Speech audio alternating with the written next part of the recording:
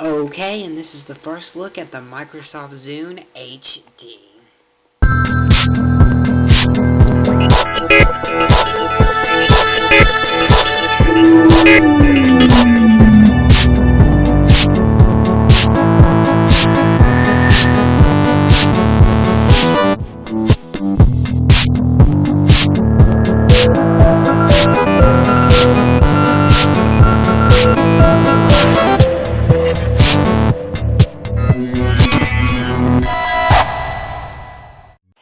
Now, the first thing I'm going to focus on about the Zune HD is the box. It's the box we've come to know and love with Zune product. And, okay, so when you open the box to the Zune HD, you notice underneath there's this pretty orange color inside of here, the top part of the box. And then you pull out this little piece of plastic out and it's got the Zune inside that I already took mine out. Then when you open it up, the first thing you should see is that this little side panel here, the little, here what the Zune was in,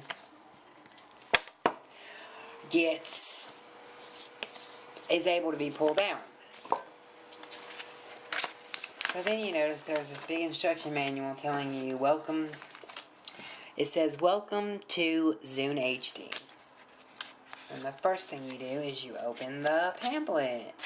Step 1. Before connecting your Zune to your computer, visit zune.net/setup to install the latest Zune software, which I already have done that, and I've already been through all that.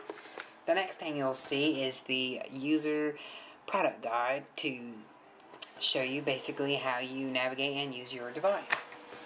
The next thing you'll see in here is a Zune card for the 14-day trial of the Zune Music Pass.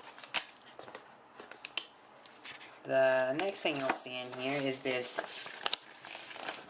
poster type thing for the Zune HD, and you can look at all the things Zune HD does on there. The next thing we're going to focus on is the sync cable. You can tell that the sync cable is proprietary, much like the iPod cable. It's much similar to the iPod cable, but it's smaller in size. And the other end is obviously USB cable. Okay. Next, you get a pair of regular iPod style, except they're black, not white, headphones. And you get these little earbud covery things to go over the buds. Okay, so now we actually have the Zune HD here, and we're going to turn it on. Now, one thing I must point out is every time you turn the Zune HD on, there's this boot thing it has to do, and I'll go ahead and show you that here. You see the Zune logo pops up, and then this bar loads up on the screen because the Zune has to boot every time you turn it on.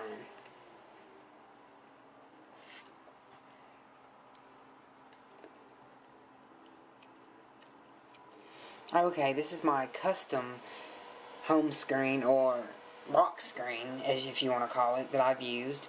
And as you can see, the home screen bounces to give you a sort of a animation telling you that you do swipe up to get it to go away. And then here you are. The first thing it brings you to when you turn your Zune on is the history. The history shows a lot of the things I've been doing lately, like the music I've been playing and the games that I've been playing. Also, the videos I've been watching. So we'll go ahead and show you what a video looks like here on the Zune HD. The video is very crisp and clear, bright, vivid.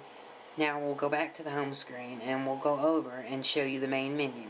The main menu user interface includes music, videos, pictures, radio, marketplace, social, internet, apps, and settings.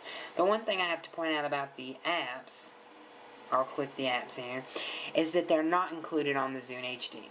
You have to go to the Zune itself on the software, and then you have to click Marketplace and then Apps, and then you'll be greeted with a list of apps that you can download. I've also gotten word that a Facebook app will be coming to the Zune HD soon. Now, as you can see here, let's start by showing you, I'll show you some music. If you click here, you'll get greeted with a background of the artist that you're listening to along with the album art. The previous generation Zunes would only show the art and not include a wallpaper-esque background that would give you more in-depth into the artist that you're listening to. But one feature that I'm going to have to point out here is the screensaver feature it does here. When you're listening to music for after so many minutes, it automatically goes into what seems to look like a screensaver mode. But the one thing that it does do is the screensaver mode changes based on the artist or song you're listening to at the particular time. The next thing I'm going to point out is that when you're on a particular song, you can click the name of the artist shown here as the Postal Service. You go ahead and tap their artist's name. You go ahead, okay, well, you just go ahead and tap the artist's name. This time it's the editor, so we tap the artist's name and it brings us to the albums. Of course, the albums are great, and you can look at the different albums that are on your player. But one thing that is not featured in the previous Zunes that is featured here is that you can scroll to the left of the screen, and you'll pull up the alphabetical list of these songs from the albums, all in alphabetical order.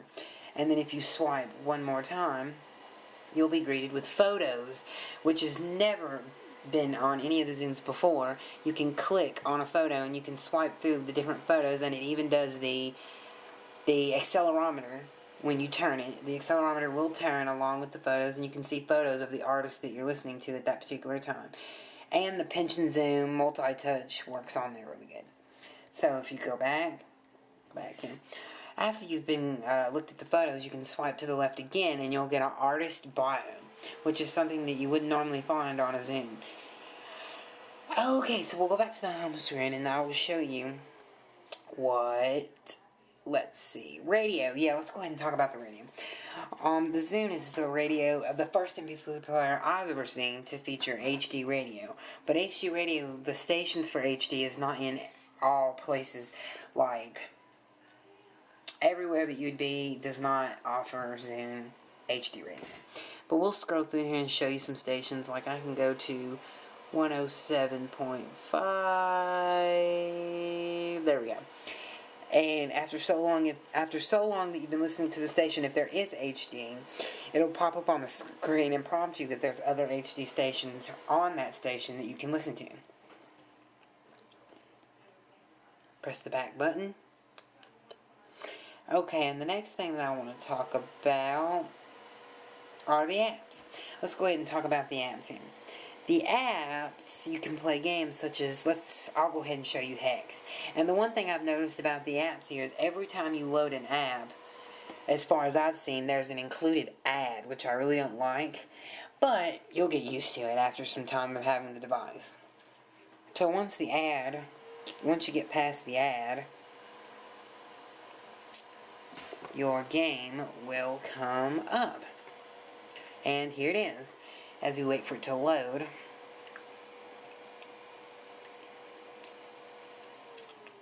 Okay, so once the game's loaded, you can it's Hex, just like on all the other Zunes, so you can pretty much play the game the same way that you do on all the other Zunes. So we'll go ahead and hit this one, and we've already been playing a game, so I'll just hit resume. And that's pretty much the same Hex that you've seen on all the other Zunes, but this time you can actually touch it to get around the game's interface. We'll go back to the home screen.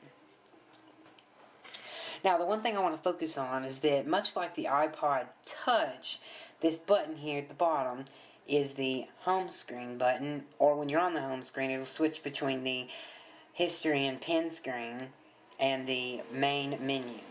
The other thing is that on the side, this is not a volume rocker. It's actually a media control button that you can press that will bring up your player's volume and pause, play, and song changing controls.